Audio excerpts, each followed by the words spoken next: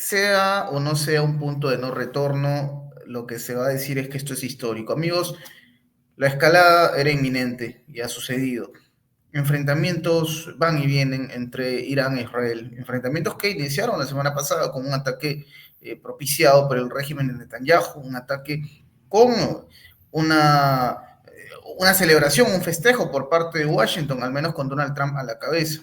Algunos otros, como Marco Rubio, secretario de Estado, prefirió mantenerse cauteloso y lavarse las manos y culpar a Israel, o decir en todo caso que fue un ataque unilateral. Irán respondió, como era de esperarse. Se habla de respuesta con misiles hipersónicos, drones Karachi y una serie de elementos que han llevado el conflicto a un nuevo nivel. Niveles como los que observamos hace minutos. Justo la producción me ha sacado un video bastante crudo, fuerte, en el que se observa el preciso momento en el que un ataque de Israel hace sucumbir las instalaciones de una televisora estatal iraní.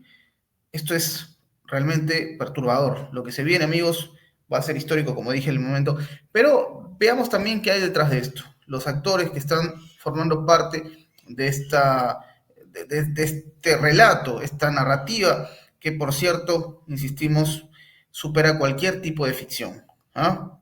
Llegamos a un punto de no retorno. ¿Qué está ocurriendo en Oriente Medio? Vamos a hablar de este asunto con un analista internacional y un amigo de la casa. Es un placer tenerlo aquí con nosotros, al señor Fernando Moragón, a quien le doy la bienvenida a Prensa Alternativa y con quien hablaremos hoy absolutamente de todo lo que involucra este conflicto. Fernando, bienvenido a tu casa, a Prensa Alternativa. Muchas gracias, Enzo. Como siempre, pues encantado de estar con vosotros. Es un placer. Viene después de Barrera, un personaje, me contaron por ahí, en otro medio. Sí, ya lo iré poniendo por ahí. Va a ver, es que hay un problema. Los otanistas, en general, hay dos tipos de otanistas. Hay tipos de otanistas, digamos, que son, defienden la OTAN y tal, pero que claro, tienen que hacer argumentaciones tan absolutamente rocambolescas, porque claro, tienen que justificar lo injustificable, que a veces hasta son entrañables. Quiero decir, que dices, claro, es que tienen que hacer aquí unas piruetas para, pues eso, como ahora los que están defendiendo a Israel con aquello de que no, que Israel tiene el derecho a defenderse. Oiga, sí, nadie lo niega, pero es que es Israel el que ha atacado, que no se está defendiendo, que es el agresor. Pero bueno, cosas de estas, ¿no? Bueno, entonces hay algunos que son hasta entrañables, ¿no? A pesar de que digan disparates. Y luego hay otros que son especialmente desagradables, por decirlo de alguna manera, y que se creen que están en posesión de la verdad y que, bueno, yo a veces digo que este tipo de personajes, ¿no? Se creen que en el mundo hay dos personas, solo dos, dos personas que son infalibles. Los papas, que estarían en segundo lugar, en segundo, y además los papas, el criterio o la decisión de decir que algo es infalible no lo usan. Yo no me acuerdo cuándo fue la última vez, creo que en el siglo XIX, que un papa dijo, esto que digo es infalible, con lo cual es palabra de Dios directa. Ya digo, es algo que no usan. Creo que la última vez fue en el siglo XIX, pero no me acuerdo. Y luego están este tipo de personajes que se creen incluso por encima de los papas, que son infalibles siempre y que todo lo que dicen es verdad. Da igual, es decir, a pesar de que se choquen contra la realidad, ellos siempre tienen la razón y bueno, pues son personajes, bueno, caricaturescos, pero que además, como son muy presuntuosos, pues son muy desagradables, ¿no? Porque se creen que están por encima de los demás, ¿no? Que el típico elitismo europeo, del que Borrell nos ha enseñado tanto, ¿no? De supremacismo, ¿no? Pues una mezcla de supremacismo y clasismo. Yo es que como he sido tal o soy tal y los demás soy plebeyos, gente de la calle que no está a la altura de mi talento y ni de mis títulos, del tipo que sean, ¿no? Bueno, pero esta gente es especialmente desagradable, ya digo. Pero bueno, porque es gracioso, decir. Y peligrosa, ¿no? Porque precisamente No, gente esto, a ver, porque son tan tontos que los argumentos que dan, por ejemplo, en este caso, no voy a citar todavía el nombre, pero en este caso diciendo, te hacen argumentaciones de este tipo, esto está grabado. Es decir, no, vamos a ver, es que si Irán tiene 3.000 misiles, nada más, 3.000 misiles, con lo cual, pues si tiene 3.000 misiles, ya ha disparado pues, unos 200, tal, en 2 días o 3 se les ha acabado. Este es el tipo de argumento, ¿no? Dice, oiga, primero de todo saca usted la cifra de que tienen 3.000 misiles cuando el propio Netanyahu ha dicho que tienen 20.000. No, yo no sé cuántos tienen, ¿eh? Pero bueno, pero desde luego más de 3.000 seguro. Es decir, es que da la risa, 3.000, claro. Y entonces hacen este tipo de cuenta la vieja, es decir, de cálculos absurdos. Si tienen 3.000, pues yo qué sé, a tantos cientos por día, pues tienen para 5 días. Y a los 5 días ya se han quedado y han perdido. Se han quedado sin misiles y han perdido. Claro, pero ¿a qué razonamientos son esos? Es decir, es que un niño pequeño lo hace mejor. Quiero decir, porque claro, bueno, pues estos son expertos en geopolítica y tal, te partes de risa.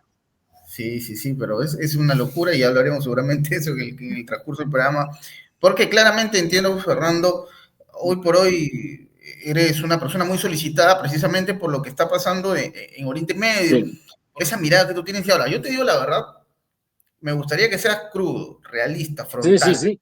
Para ti, ¿qué es lo que estamos viviendo? Estamos quizás ya palpitando una guerra de carácter histórico al punto que podríamos hablar de una tercera guerra mundial, o hay mucho dramatismo o paranoia a partir de esto. ¿Tú cómo lo ves? ¿Qué percibes ahora mismo? ¿Sientes que en verdad llegamos a un momento quizás el más crítico del siglo XXI?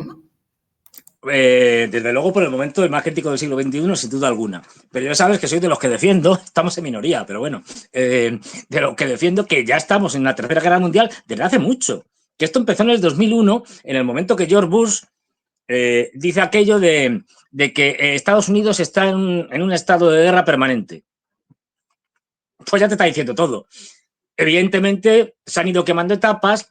Esta guerra mundial es como la Guerra Fría, en el sentido de que no es una guerra total, en el sentido de que no, los estados no se ponen completamente todo su aparato, toda su capacidad en función de la guerra, como pasó en la Primera Guerra Mundial, ¿no? No, esto es como la Guerra Fría, donde hubo guerras en todo el mundo, excepto en una pequeña parte del mundo que se llama Europa, que porque a ninguna de las dos bloques les interesaba, no las hubo.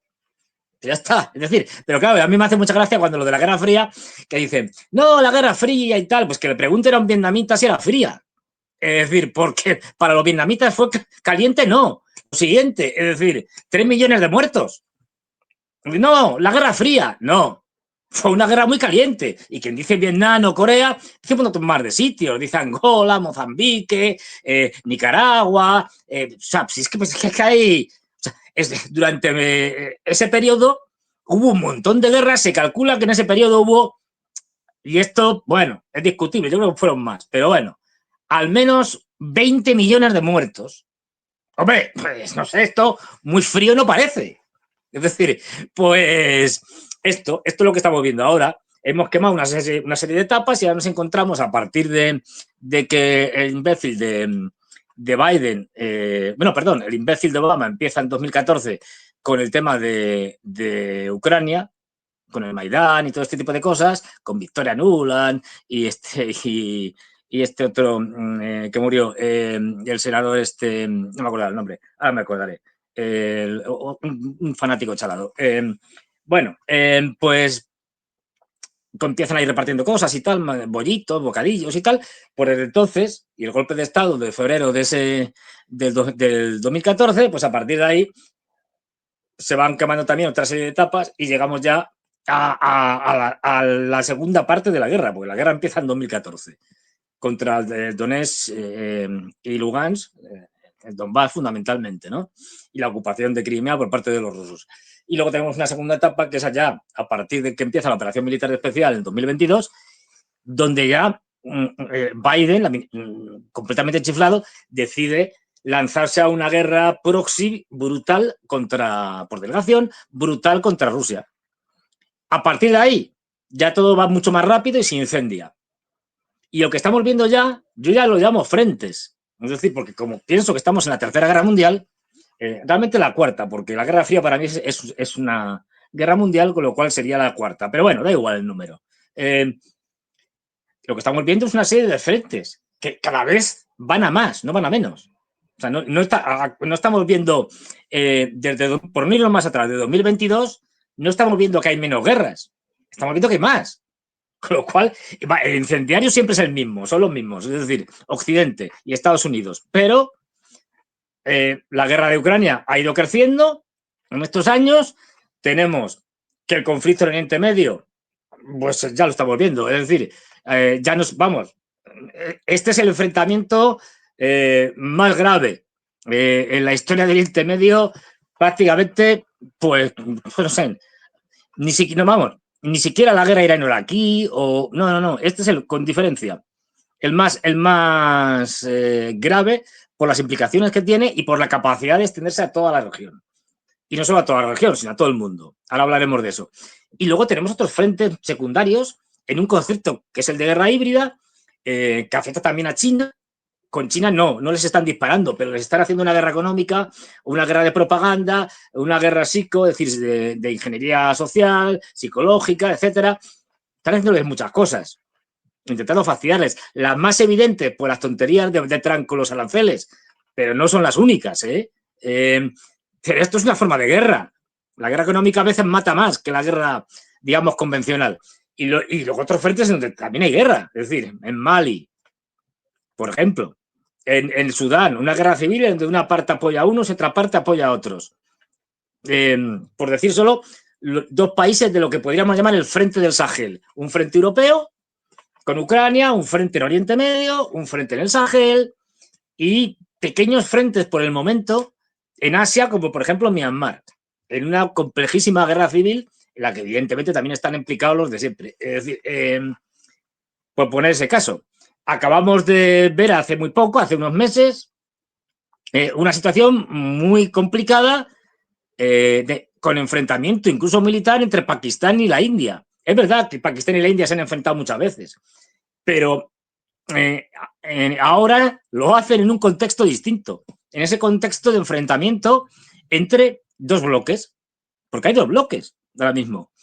Uno es Occidente, el de siempre. O sea, Estados Unidos, el imperio, que no quiere dejar de ser imperio, es decir, de ser la potencia hegemónica mundial, con sus vasallos europeos, asiáticos como los japoneses, Corea del Sur, Filipinas, etcétera, todos los anglos, es decir, Canadá, Australia, Nueva Zelanda. Bueno, este es el bloque imperial del imperio norteamericano y sus vasallos. Y luego tenemos un nuevo bloque que ha surgido, que es más difuso, pero que tiene elementos muy claros ya, muy definidos.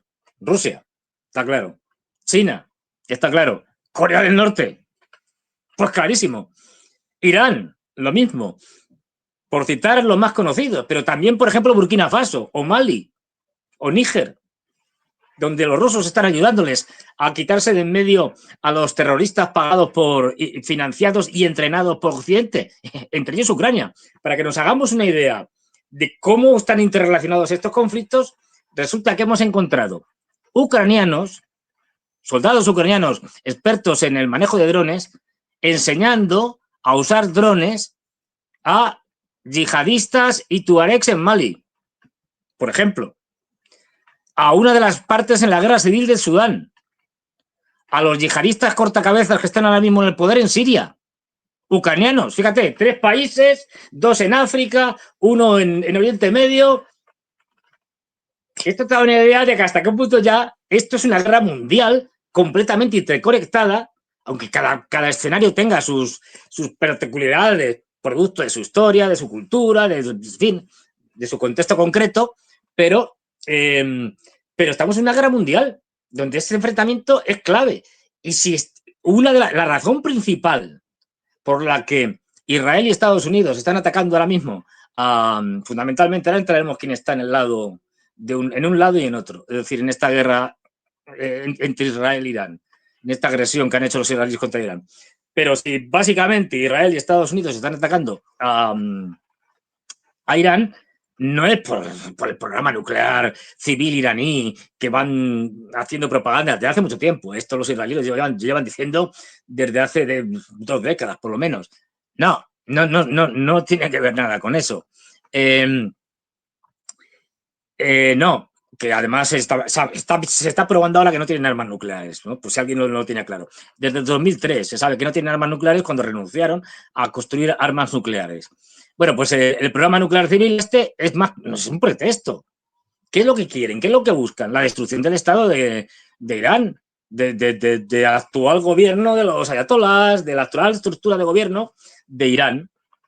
Tirarla abajo. Es decir, y esto es lo que quieren. Pues saben perfectamente que no tienen armas nucleares y no las van a tener o no las tendrían si ellos no les hubieran atacado. Ahora veremos si las tendrán o no. Yo creo que sí, que terminarán teniéndolas, porque no les queda otra. Tendrán que seguir el modelo de Corea del Norte. ¿Ves? Con Corea del Norte nadie se mete. O sea, pueden meterse, bueno, por lo menos no se meten directamente. Corea del Sur no les ataca, ni les ataca Estados Unidos, porque saben lo que las consecuencias. Tendrán que seguir el modelo de Corea del Norte y de hecho ya están diciéndolo.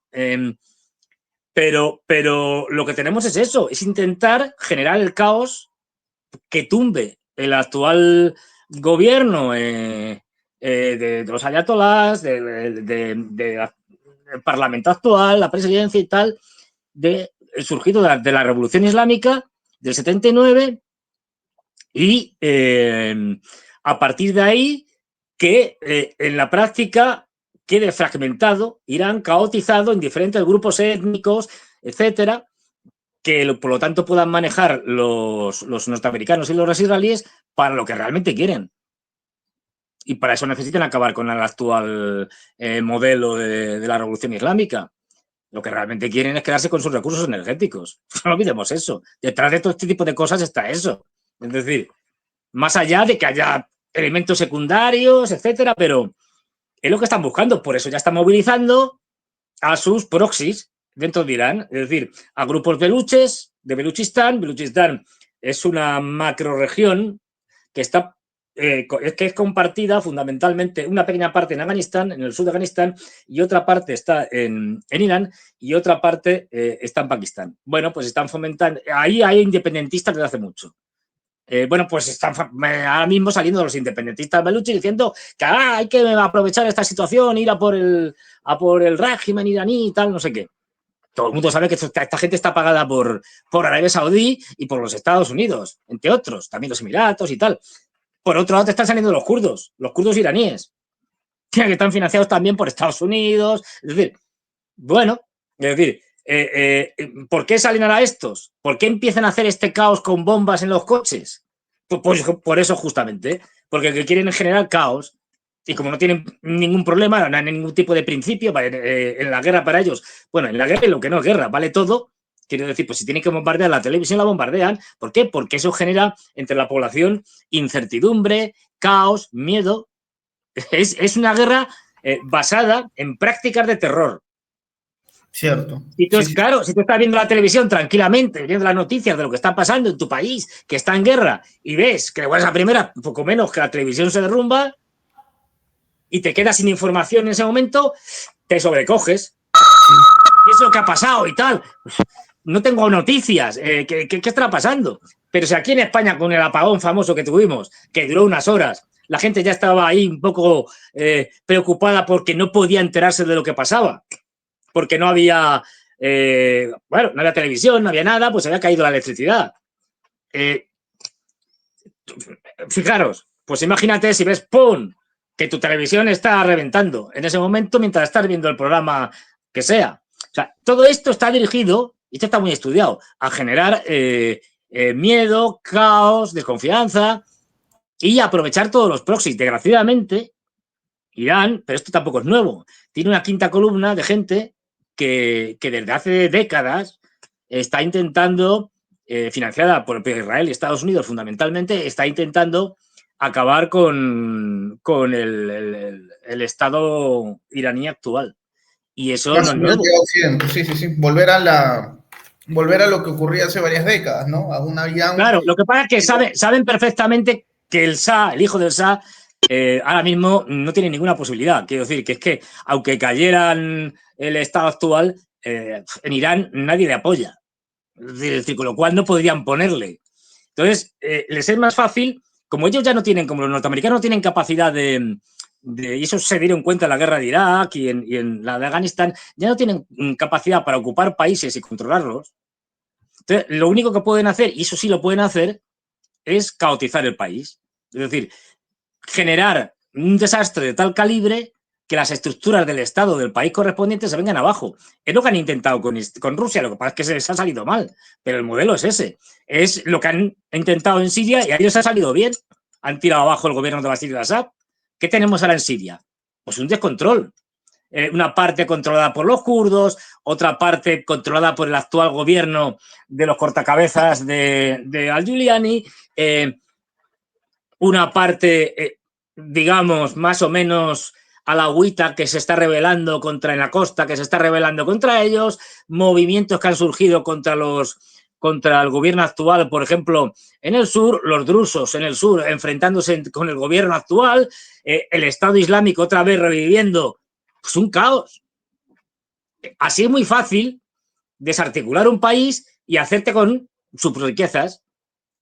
El otro modelo, Libia. La gente no se pregunta, dice, sí, Libia ahora mismo es un desastre, con dos gobiernos, uno en Trípoli y otro en torno a Benghazi, o Tabriz, depende, o Tobruk, perdón. Pero lo que tienes allí, un montón de grupos, tal, que se pelean entre sí, que cambian de bando, pero el control efectivo, o sea, aunque menos, pero Libia sigue produciendo gas, petróleo y tal, y eso lo siguen gestionando las empresas occidentales.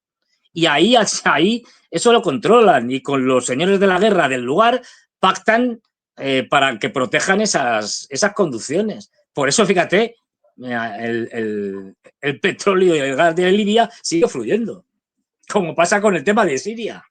Sigue fluyendo, pero controlado por los norteamericanos.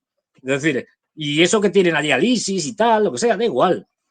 Ya se llegan a acuerdos. Es decir, eso no es problema. Aparte que el ISIS, si no lo olvidemos, los grupos yihadistas que hay en el mundo actualmente, básicamente son todos producto, creación y siguen financiados, instrumento de Estados Unidos. Qué casualidad que de buenas a primeras desaparecen, ¿no?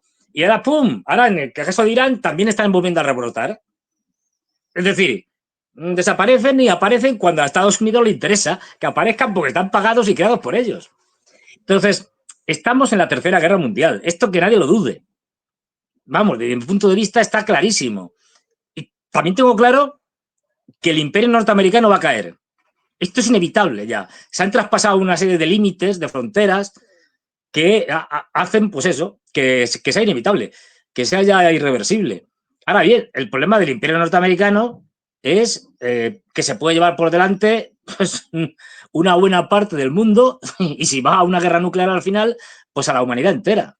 Y este es el gran peligro que tenemos. Pero la caída, igual o sea, la decadencia y absoluta decrepitud y hundimiento de Occidente es inevitable, de Europa. Europa va hacia el desastre. Por eso ya hablo de una segunda edad media europea o de países en vías de subdesarrollo, porque Europa ya no tiene vuelta atrás. Es decir, igual hemos pasado ciertos umbrales que ya no pueden recuperarse. Un ejemplo en el caso de Estados Unidos, pues lo que dice Trump. Trump intenta revitalizar el imperio. Trump es un imperialista como era Biden. Lo que pasa es que es un imperialista que tenía o tiene otras estrategias. Eso no quita que sea más o menos lo mismo. Bueno, pues quiere reindustrializar Estados Unidos. No lo va a conseguir. Ya es imposible. O sea, esto ya no es una cuestión de voluntad o de voluntarismo. Hay una serie de circunstancias económicas de todo tipo que hacen que esto ya no sea viable, no sea posible. Haga lo que haga, quiero decir, da igual. Entonces, esto es lo que tenemos que tener en cuenta.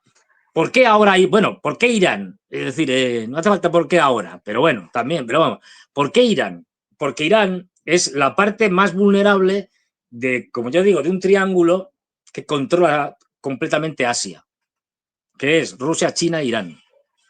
Países con situaciones estratégicas, países, en el caso de Rusia o China, enormes, con capacidad, ambos, grandes potencias nucleares. La primera potencia nuclear del mundo es ahora mismo Rusia y la tercera es China. Bueno, ¿cuál es la parte más débil de ese triángulo? Irán, que no tiene armas nucleares. Está claro. Ahora bien, Israel va a perder esta guerra Ya lo digo de antemano, o sea, yo me mojo. Si me equivoco, oye, pues me he equivocado, pero luego podemos entrar por qué va a perder esta guerra, luego si quieres. Israel va a perder esta guerra. Y fíjate si lo tienen claro, que ya está Netanyahu llamando a papá de Estados Unidos, a papá Trump, diciendo, oye, sálvame.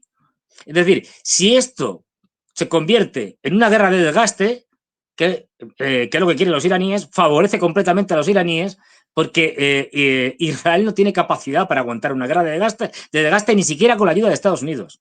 Solo si Estados Unidos se implica directamente en la guerra, es decir, si Estados Unidos entra en la guerra con su aviación, con tropas terrestres, con todo, en ese caso sí que puede ganar Israel.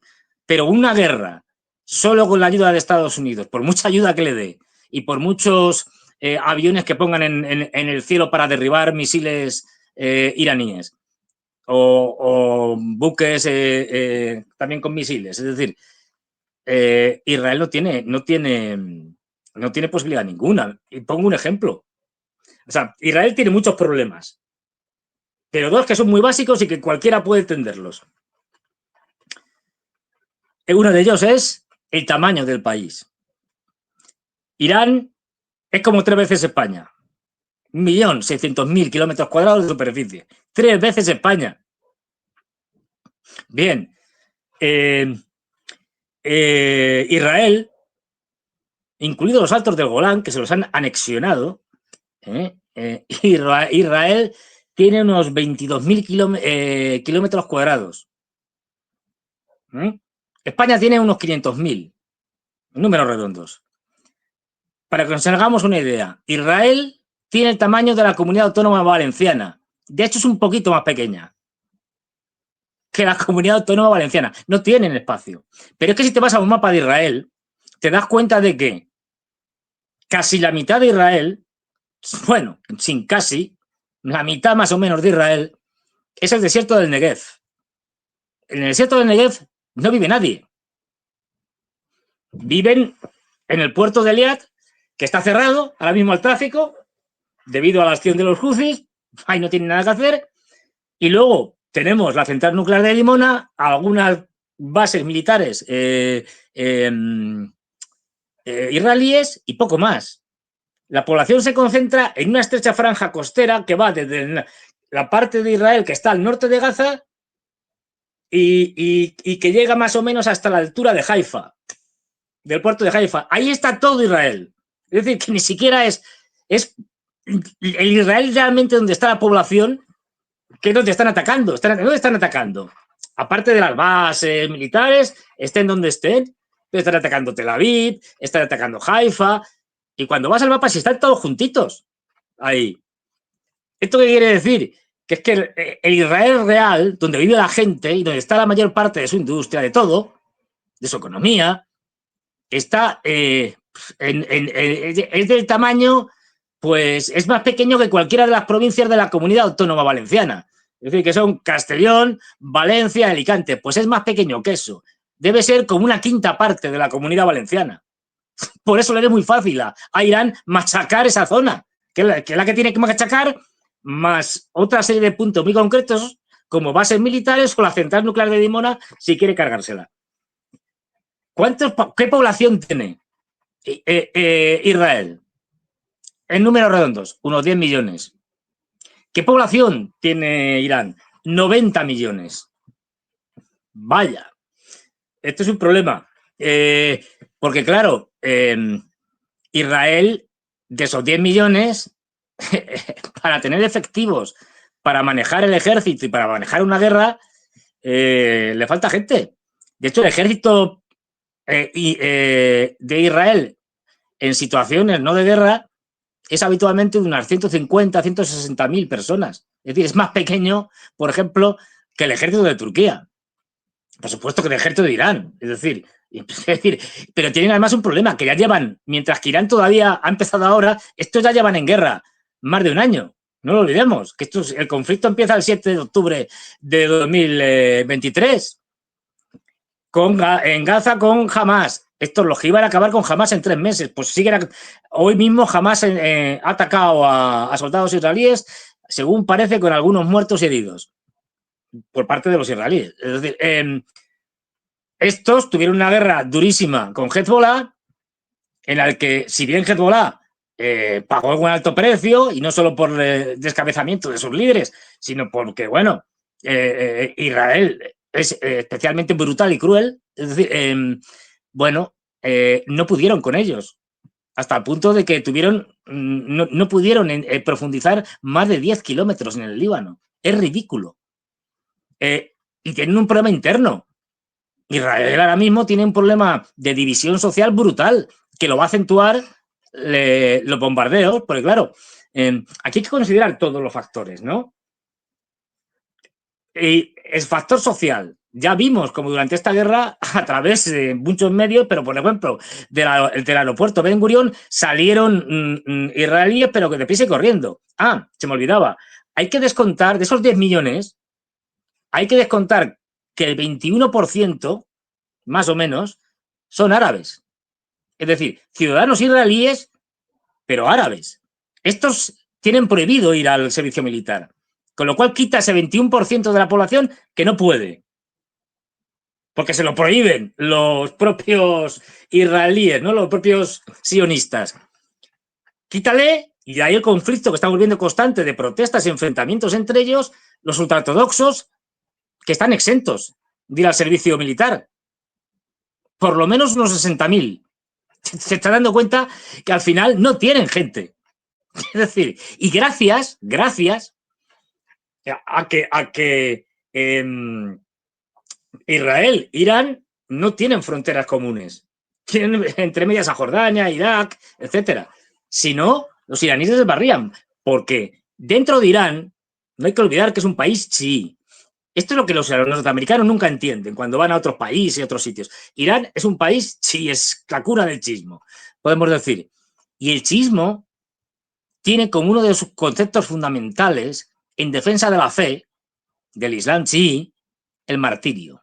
No hay nada más glorioso que morir por la causa del Islam chií, defendiendo el Islam y convirtiéndose en mártires. Esto no hay más que ver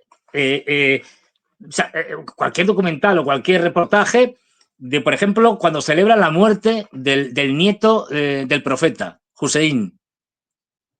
Cómo se empiezan a fustigar y a sangrar, porque el primer gran mártir del chiismo es el nieto del profeta Hussein, que murió en una batalla, etcétera, etcétera, defendiendo la legitimidad de la línea familiar de Mahoma, ¿no? A través de su hija Fátima, casada con Ali, y este hijo de Fátima y Ali. Es decir, que es que no tienen nada que hacer. O sea, destruir Israel es muy fácil. Y a Israel solo le quedan dos opciones. Una, intentar que los norteamericanos entren en guerra como sea, pero en guerra ya a lo bestia. Y ahí es donde está Trump ahora mismo, por el momento resistiéndose, porque todo el mundo sabe, es posible que lo hagan, porque, en fin, cosas más raras han visto, pero todo el mundo sabe que eso sería un desastre para Estados Unidos. Estados Unidos puede bombardear a lo bestia Irán. Fíjate, no ha podido con los Houthis en Yemen, que ni siquiera ocupan todo el Yemen, es decir, los Houthis están concentrados en lo que más o menos antiguamente era Yemen del Norte, para entendernos. Y no han podido con ellos, después de un mes de bombardeos de todo tipo y condición, han dicho, si es que no hay manera de pararlos, no tiene sentido. ¿Van a poder solo con bombardeos con un país del tamaño de Irán, con una población de 90 millones? Pues no, evidentemente. Tendrían que utilizar tropas de tierra. No tienen suficientes para ocupar. O sea, la idea de ocupar Irán es un puro disparate. No se le pasa ni al mal loco de los norteamericanos. Entonces, se han metido ahora mismo en un lío Trump, pero tremendo. Pero tremendo. Entonces, bueno, si Irán ahora mismo está en disposición de seguir hasta el final, la guerra la tiene ganada, salvo que los israelíes intenten tirar de armas nucleares. Ahora bien, eso es un problema muy gordo, porque esto no es tan fácil. O sea, no es que llega el señor Netanyahu y dice, venga, a tirar aquí unas bombas nucleares y nos cargamos Irán. No. primero, sus mismos patrocinadores, Estados Unidos, diría, vamos a ver, podéis masacrar palestinos en Gaza sin ningún problema, eso vale, pero hablar de armas nucleares y de usarlas ya, esto nos puede llevar a una guerra nuclear general y aquí ya no. Pero también los rusos les dirían, que no olvidemos, tienen bases en Siria todavía, dirían, ¿cómo? No, señores, ya se lo habrán dicho. Mire, esto no, porque entonces habrá consecuencias. Pero también los chinos. Y ya Pakistán, que es el único país islámico que tiene bombas nucleares, le ha dicho, puede ser de farol, no me extrañaría, pero bueno, pero ya por puro interés, una cosa es una guerra convencional, vale, pero que si hay armas nucleares de por medio, que ellos usarían las suyas. Es decir, ojo, que esto no es tan fácil, de que llegue el señor Netanyahu y diga, venga, a la desesperada que ya estábamos antes de perder la guerra, pues nos lanzamos a lanzar bombas nucleares. No. Esto puede que lo intenten, no creo, pero como están chiflados, toda esta panda, es decir, de fanáticos religiosos, sionistas, pues bueno, pero viva el apocalipsis, pero no creo que les vayan a dejar generar el apocalipsis a nivel mundial. Por eso digo, sí, dime. Va a estar tremendo también ver hasta qué punto estas confrontaciones debilitan a Netanyahu, porque claro, se hablaba de una ruptura en la interna de la cúpula militar israelí por los operativos en Gaza, y la sensación que uno se le viene a la cabeza es, oye, estamos poniéndonos en lugar de los israelíes, no estamos en un momento crítico, Irán ha respondido, la situación se saldrá de control, así que todos un solo punto. Pero más bien, Fernando, no sé si tú compartes esto, por el contrario, podría generar el hecho de haber escalado la situación por parte de Israel, podría generar un colapso en la interna. Muchas voces que antes dudaban de la legitimidad de Netanyahu, ahora lo ven como un personaje capaz de arrastrar a Israel a una situación muy complicada, porque tal y como se ha observado en los últimos días, en las últimas horas, Israel es vulnerable. Y claramente Irán no ha decidido golpear con el puño cerrado, ¿no? Eso está muy claro también.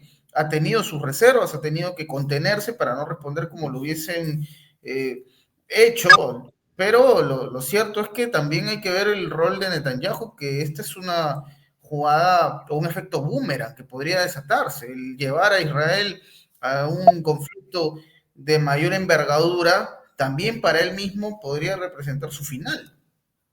A ver, probablemente, muy probable, porque tenemos a un primer ministro que si pierde esta guerra, pues ya ni te cuento. Si ya tiene causas abiertas, 200.000, es decir, por corrupción, por, bueno, un montón de cosas, vamos, a la cárcel iba, pero vamos, directo no, lo siguiente, y a cadena perpetua. Si no le linchan, que tampoco lo descarto. No hay más que ver en 2 días o 3. No sé si fue de ayer, es decir, o sea, no llevamos 3 meses, llevamos 3 o 4 días no, de guerra. Empezó el viernes, creo que fue. Es decir, y la salida esta que hizo Netanyahu al exterior, estaba refugiado en un búnker, a ver un poco los desastres y tal, tuvo que salir con 200.000 policías rodeándole porque los abucheos de la gente y los, en fin, eran tremendos. Entonces, claro, aquí tenemos otro factor que hay que tener en cuenta y es ¿cuántos muertos está usted dispuesto a poner sobre la mesa? Muertos propios, ¿eh? Pues claro, es muy fácil bombardear a cualquiera, a quien sea, a los palestinos o lo que sea. Esto lo puede hacer cualquiera. No hay problema. El problema es cuando te bombardean a ti. Esto ya es otra cosa. Estamos en otra. ¿Cuánto sufrimiento estás dispuesto a soportar? ¿Cuál es tu umbral de sufrimiento? Porque de los iraníes, o el de Hezbollah, o el de los Houthis, está probado que es altísimo. Altísimo. Están dispuestos a poner un montón de muertos sobre la mesa. Y una sociedad occidentalizada, con las comodidades de Occidente, que solo está acostumbrada a masacrar a gente indefensa, ¿cuántos muertos está dispuestos a poner? ¿Cuántos muertos está dispuestos a poner Israel? ¿1.000? ¿10.000? ¿100.000? ¿1 millón?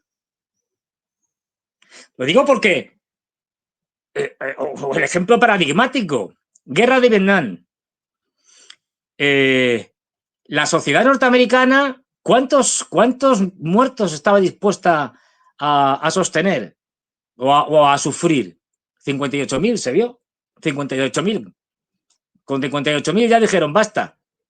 Y Nixon tuvo que salirse de la guerra. ¿Cuántos muertos estuvo dispuesta a poner Vietnam del Norte y el Vietcong? 3 millones. Y ganaron. Esto es fundamental. Estas sociedades acomodadas, como las europeas, Israel en buena medida también es así. ¿Cuántos muertos están dispuestos a poner? Pero si están intentando salir los israelíes como locos, los que ya no han salido, los que tienen la posibilidad del dinero. Fíjate cómo será la cosa, que el gobierno de Netanyahu ha dado la orden para prohibir la salida de los israelíes de su propio país, para que no huyan. Porque no quieren pelear, porque no quieren jugarse la vida. Mientras que un chiita está dispuesto a jugársela porque va al paraíso y es un mártir, y es la muerte más gloriosa que existe. Así de claro. Es decir, no puede ganar Israel. Es que son una multiplicidad de factores. Es decir, que van todos en contra de Israel. Entonces, Netanyahu, bueno, pues está a la desesperada y lo que estamos viendo, es decir, que en 3 o 4 días y ya está Netanyahu pidiéndole a papaya, como digo, a papaya Trump, por favor, sácame de esta, ayúdame, porque yo, que esa es otra, Israel por sí solo, con sus bombarderos, es decir, vamos, no tiene bombarderos, con sus aviones, los F-15, los F-16, los F-35 y el tipo de bombas que les está suministrando Estados Unidos o las que tienen, o de misiles de crucero, no es capaz de destrozar tanto el programa nuclear, civil, que está bunkerizado dentro de montañas, o los grandes sistemas de almacenamiento y lanzamiento de misiles que también están en búnkeres metidos en montañas, y eso, el único que tiene capacidad para hacerlo es Estados Unidos. Porque no tiene, es decir, son bombas tan grandes y tan pesadas que no pueden ser llevadas por cazas o cazabombarderos. Tienen que ser llevadas por bombarderos estratégicos como el B-52 o como el B-2 o incluso a veces algunas como el Hércules, como la MOAF. Pero bueno, que es la más grande que tienen los norteamericanos. La antibúnker más brutal, ¿no? Es enorme.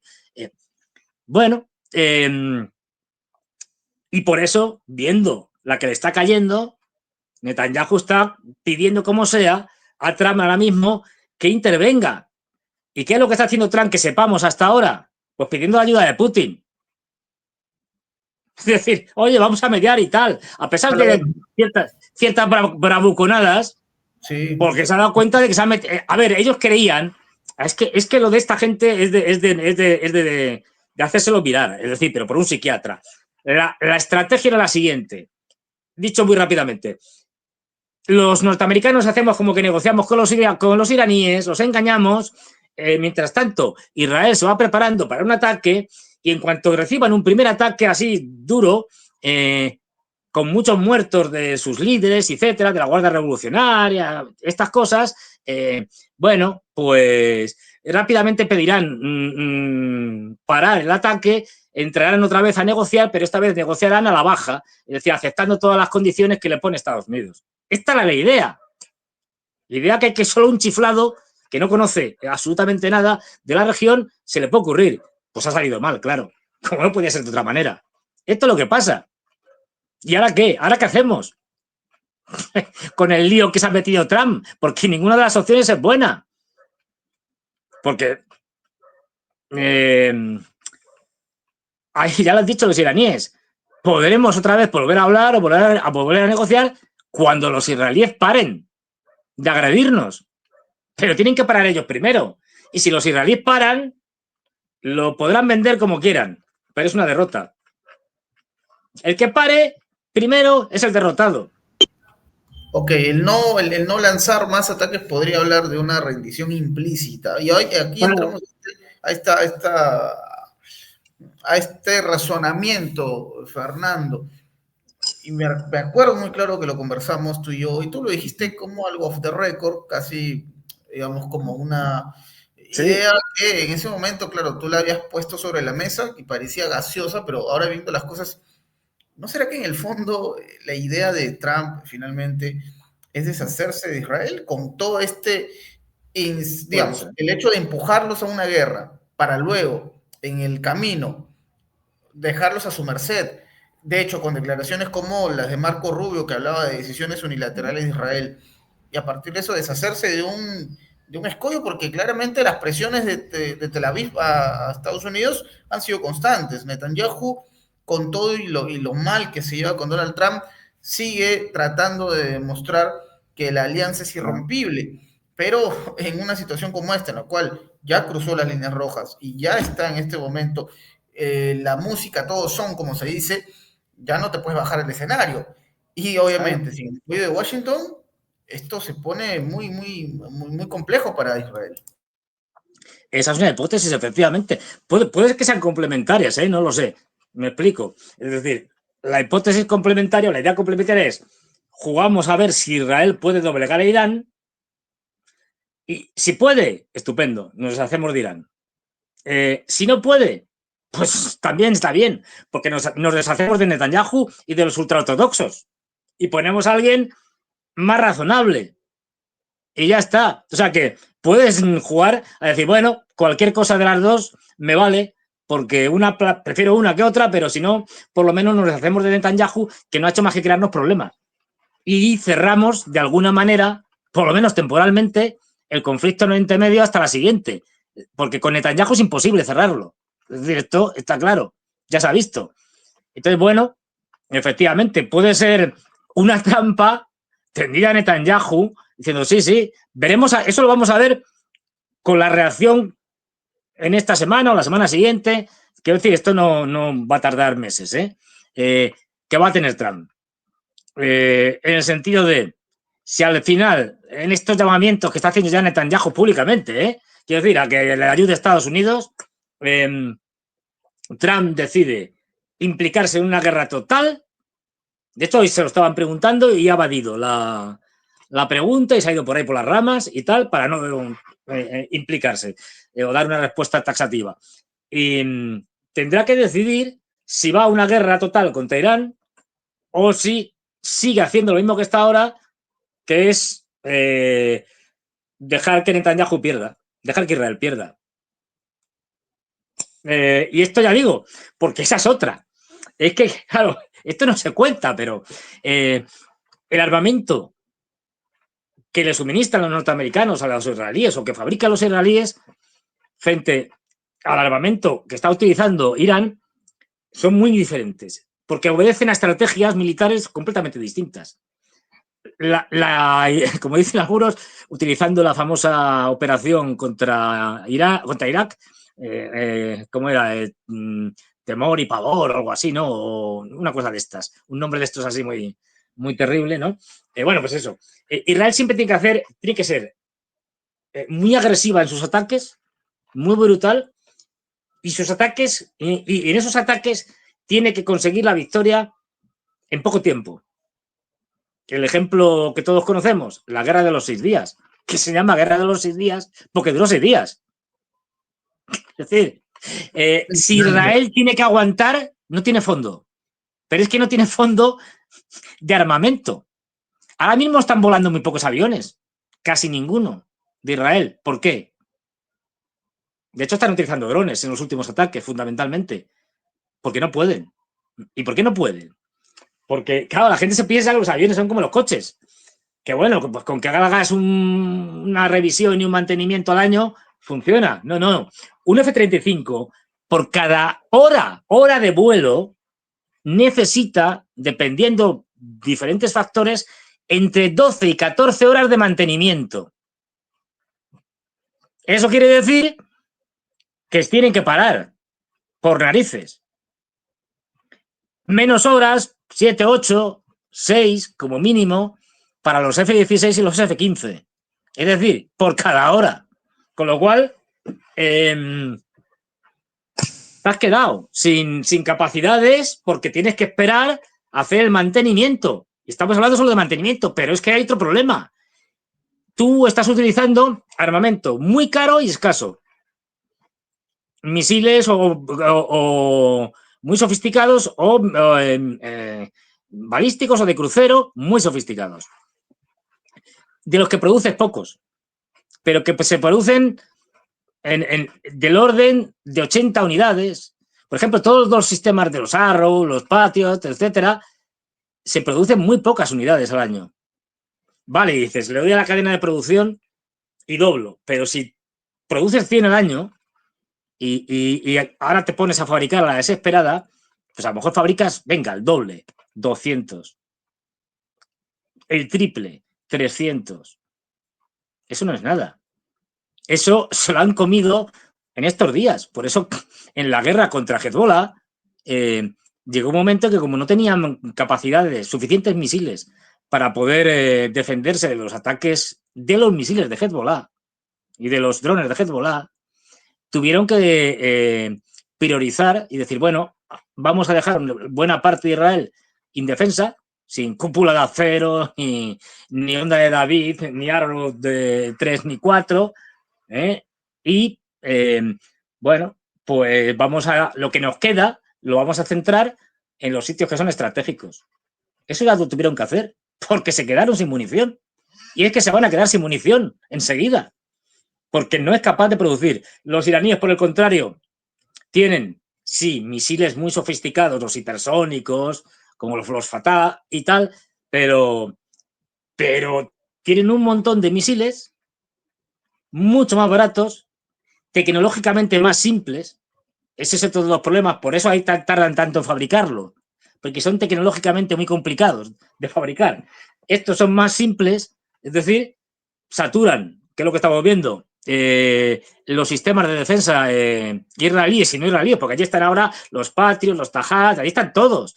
Están los británicos ayudando a los israelíes, los norteamericanos, los franceses, los alemanes, los jordanos, en fin, todo el mundo. Y ni por esas pueden pararlos, porque lanzas 50. Bueno, ponle que te, venga, que te derriben 40, pero ya solamente con que te caigan 10, el desastre que te han montado es tremendo, por lo que hablábamos antes, porque está todo juntito en Israel. Mientras que un país como Irán, todas sus instalaciones, tanto las nucleares como las de misiles, están esparcidas por un país que es como 3 veces España. Y atacar eso es muy complicado. Porque, claro, no tienen. De hecho, los aviones israelíes no pasan de la frontera de Irak. Es decir, ellos disparan desde Irak. No llegan a entrar en Irán. Porque si no, podrían ser derribados por las defensas antiaéreas. Es verdad que por el momento creo que solo los iraníes solo tienen de los rusos una batería de los S-400. Uno de los sistemas antiaéreos más sofisticados del mundo. Mejor que la birria de los Patriots, por ejemplo. Problema. Bueno, ahí los rusos van a empezar a venderles y ya les van a vender más y le van a suministrar más. Ya hay rusos allí, Igual que los chinos, esta operación cada vez parece que es más que plausible. Van a utilizar, si no están utilizando, ya han entrado, bastantes camiones de contenedores. No olvidemos que Pakistán tiene frontera con Irán. Y han hecho declaraciones oficiales los pakistaníes a favor de Irán y en contra de Israel, de todo tipo. Pues China le va a suministrar armamento y misiles a Irán vía Pakistán. Le pondrán el sello de Pakistán, como si los hubieran comprado los pakistaníes a los indios y los pakistaníes se los dieran a los iraníes, pero no va a tener problemas de suministro. Porque ya digo, fabricarlos encima es mucho más fácil y más barato y más rápido. Es decir, que es que no tienen opciones los israelíes. Mucho, o sea, y esto no es cuestión, lo digo porque, a ver, todos tenemos nuestras preferencias, ¿no? O en cualquier conflicto estamos de parte de unos o de otros porque nos parece más justo, mejores, etcétera. Pero esto, haciendo un análisis lo más frío posible. O sea, es que no pueden ganar, salvo que Estados Unidos entre en la guerra. es el mismo caso o equivalente al de Ucrania. ¿Puede ganar Ucrania a Rusia? No. Imposible. Uh-huh. Imposible. O sea, Sí. imposible. Salvo que la OTAN entre en la guerra de verdad. Ya, la guerra ya está, pero entre en la guerra ya oficialmente hasta el final. Venga, vamos todos. Claro. Entonces, Entiendo. eso es lo que hay.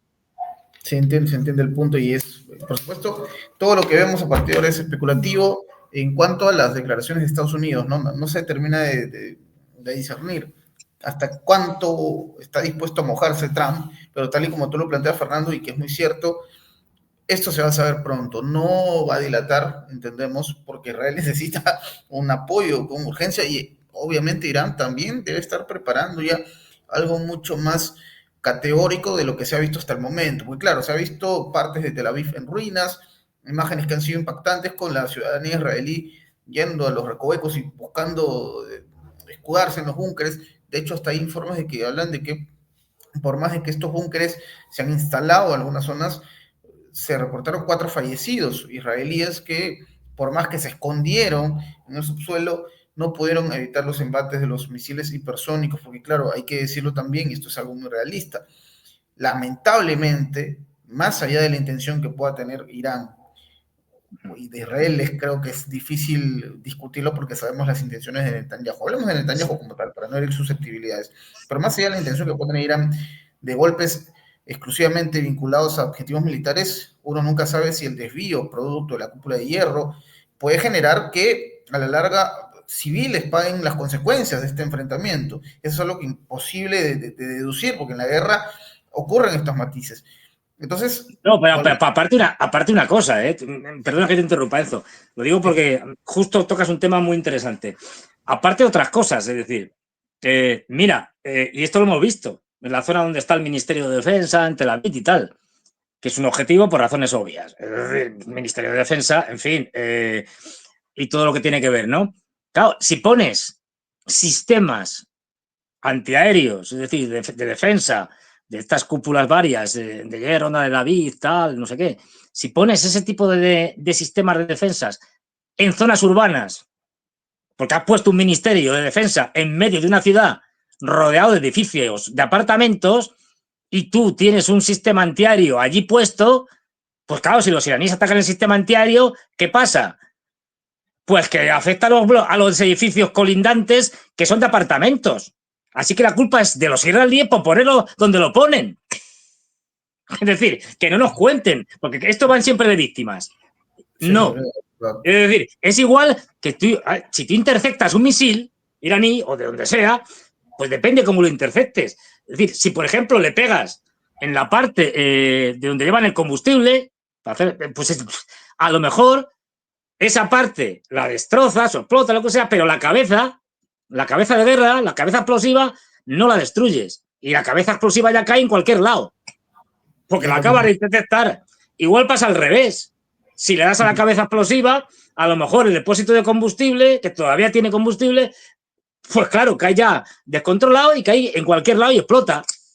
Es decir, que son cosas inevitables. O sea, y Irán no ataca civiles. Israel sí, ya lo sabemos. No es más que ver Gaza. Es decir, de hecho, forma parte de su estrategia militar. Es correcto. Entonces, aquí no hay, en esto hay que ser claro. Es decir, que tampoco lo esconden mucho los israelíes. De hecho, Israel está dispuesto a hacer cualquier cosa, o sea, cualquier atrocidad con tal de ganar. No tiene ningún tipo de escrúpulos. Esto hay que decirlo. El sionismo es, en muchos aspectos, equivalente, no puedo decir la palabra, pero bueno, a el régimen que lideró un pintor austriaco con bigote. El sionismo, no estoy hablando de los judíos. Sí, claro. Es decir, ojo, el sionismo, que son los que están dirigiendo ahora mismo Israel, los sionistas de Netanyahu o de Ben Gvir o de Smotrich, que son una panda de piraos. Es decir, que han dicho públicamente muchas veces, por ejemplo, que por qué no tirar una bomba nuclear en Gaza y se resolvía el problema. Esto está grabado, Esto es bueno. Es decir, sí, claro. Eso es muy cierto y vale ese punto de vista porque claramente lo que hemos observado con la televisora estatal iraní confirma esto, ¿no? confirma lo que forma parte. Muy propio de los occidentales, acuérdate, que me viene a la memoria. Ataque a la televisión, hoy, iraní. Ataque a la televisión serbia, acordaros, la guerra de Kosovo. Lo mismo, si es que los norteamericanos, los europeos, los israelíes, desde el punto de vista militar, utilizan la misma falta de ética a la hora de combatir. Todo vale. Es tal cual, y la historia nos lo ha demostrado muchas veces, ¿no? A ver, no olvidemos el caso de José Couso, que me parece es el nombre del camarógrafo español que fallece precisamente en Irak. El hecho ocurre en 2003 y el escenario, estaban instalados hombres de prensa en el hotel en Bagdad, no recuerdo el nombre del hotel ahora mismo, pero era en Bagdad específicamente, y que el fuego estadounidense generó el deceso lamentable de esta persona, de José Couso. Y por supuesto, uno se pregunta, ¿no? ¿Hasta qué punto este salvajismo te hace ver que ni siquiera, digamos, sin ser parte del conflicto como tal, puedes ser víctima de estos embates? Entonces, pues ya lo hemos visto, como has puesto un caso además que conozco bien porque conozco a su hermano, es decir, Javier, que fue eurodiputado, ¿no? Y que puede contar muchas cosas sobre cómo funciona el Parlamento Europeo, que es un asunto, bueno, es la corrupción en estado puro. Y el robo a mano armada. Pero bueno, eso que fue a propósito, porque ¿qué es lo que han hecho también en Gaza? El ejército israelí, matar a periodistas. El conflicto de Gaza es el conflicto con más periodistas muertos de la historia. cierto. ¿Por qué? Porque es una manera de aterrorizar, de evitar que la gente informe de lo que estás haciendo. Por eso han prohibido, entre otras cosas, ahora mismo que se tomen fotos, hay más razones, pero que se tomen fotos, vídeos, etcétera, por parte de la población israelí y es castigado. Es decir, ¿por qué? Por eso solo no, porque no, entre otras cosas no quieren que enseñen lo que ellos hacen y lo que les están haciendo ahora. Es decir, no quieren que vean los destrozos y solo nos enseñan, qué casualidad, que lo que solo vemos son edificios, digamos, civiles, que han sido efectos colaterales de los ataques iraníes. Pero a que no nos enseñan los edificios atacados como las refinerías de petróleo, etcétera. De hecho, hay un caso, entre comillas, gracioso, que es el caso el Instituto de Investigaciones Nucleares en Tel Aviv, que lo bombardearon y la BBC lo grabó y lo emitió y rápidamente el gobierno de Israel dijo, ¿esto qué es? Y tal, y a veces tuvo que disculparse porque no se habían dado cuenta y habían publicado algo que no podían publicar. Y por eso tenemos imágenes de este centro que ha quedado hecho una ruina. Es decir, pero porque están impidiendo, porque no quieren que haya información. Por eso atacan a los periodistas.